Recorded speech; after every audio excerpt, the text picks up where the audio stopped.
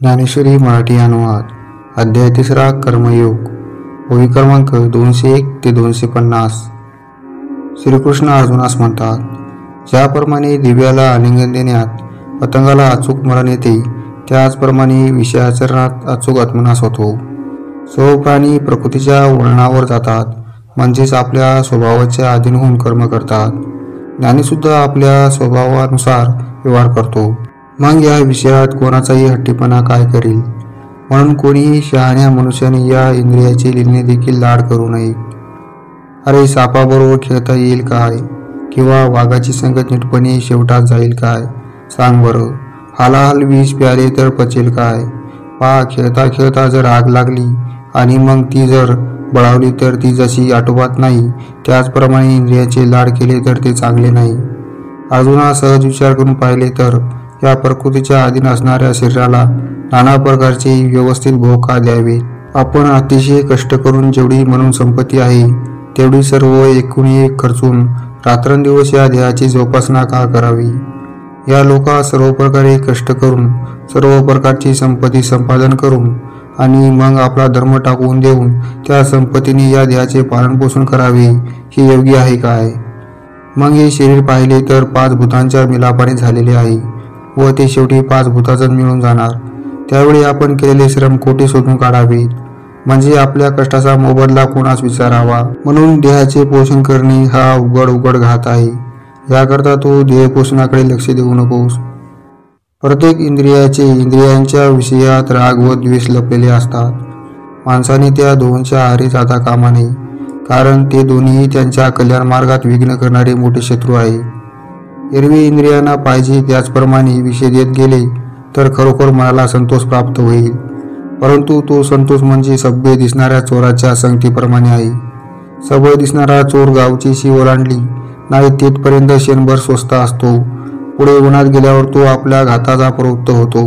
बाबा बचनागादी विषय गोड आहेत खरे, पण त्यांच्याविषयी अंतःकरणात कदाचित इच्छा उत्पन्न होईल, तरी पण तू ती उत्पन्न होऊ देऊ नकोस, कारण त्याच्या परिणामाचा विचार केला तर ती घातक आहे।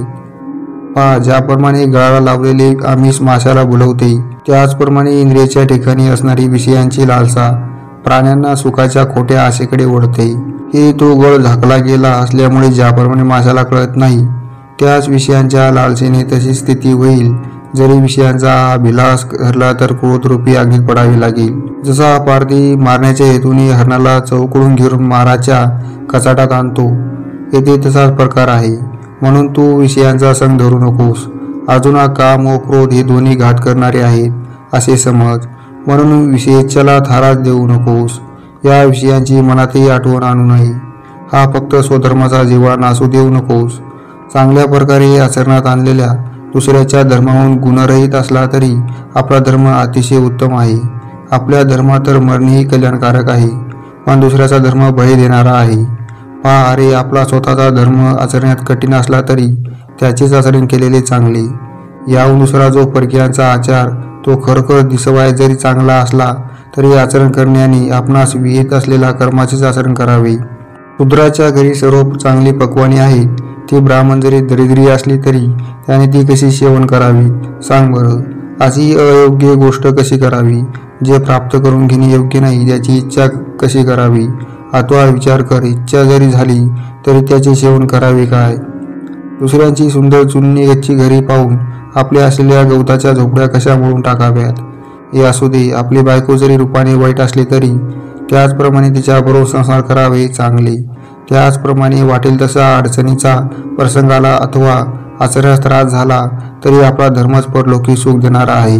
बाबा, साखर आणि दूध हे पदार्थ गोड आहेत हे उघड आहे, पण जनताच्या रोगात त्यांचा परिणाम वाईट होत असल्यामुळे त्यांना तो रोग आहे, त्यांनी ते पदार्थ कसे सेवन करावे? असे असूनही जर त्यांचे सेवन केले तर ते सेवन करण्याचा तो आग्रह उरेल, कारण अर्जुना, त्याचे ते करणे परिणामी हितकर होणार नाही।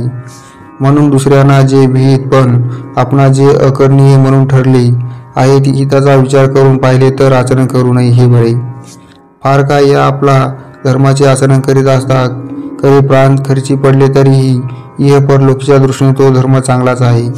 सर्व देवा श्रेष्ठ असलेले श्रीकृष्ण ज्यावेळी असे बोलले त्यावेळी अर्जुन म्हणाला, माझी एक विनंती आहे का? तुम्ही मला जे वर सांगितले ते खरोखरच मी सर्व ऐकले, परंतु आता मला काही पाहिजे ते मी तुम्हाला विचारतो.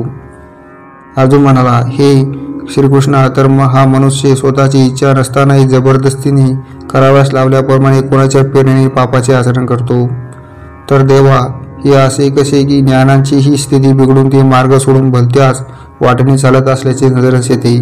ज्यांना सर्व कळते व ज्यांना उपायही ठाऊक असतात ते देखील परमधर्माच्या आचरणाने स्वधर्मापासून कशामुळे भ्रष्ट होतात.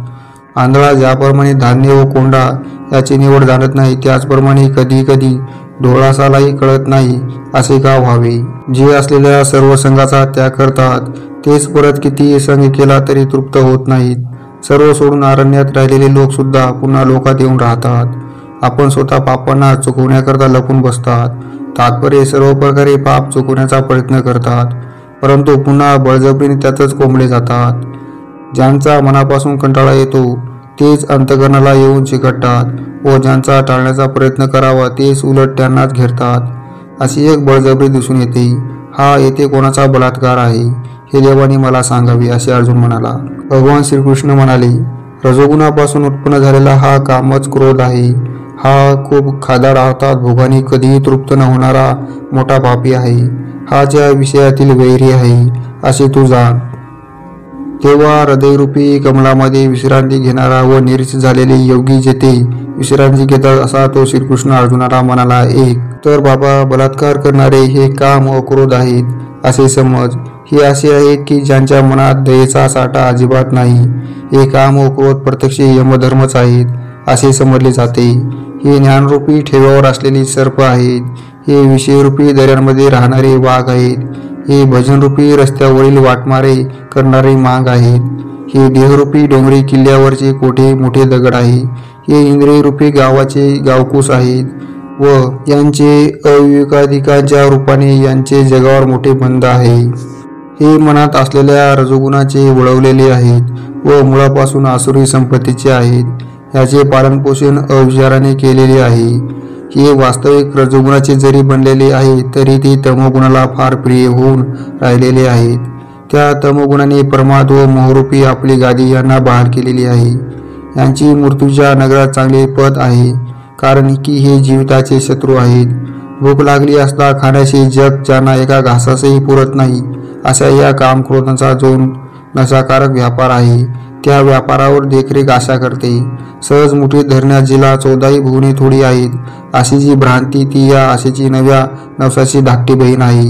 जी खेळत असता त्रिलोकी रूपी खाऊ सहज खाऊन टाकते व भ्रांतीच्या दासीपणाच्या जोरावर तृष्णा जगली आहे. हे असो, या कामक्रोधांना मोहाची घरी मान आहे. आपल्या करामतीची जो सर्व जगात नाचवतो तो अहंकार या कामक्रोधापाशी देवघेव करतो. ज्यांनी सत्याच्या पोटी असलेला माल मसाला काढून त्याऐवजी आकृत्याचा पेंडा भरला असा जो दंभ तो या कामक्रोधाने जगात प्रसिद्धीस आणला.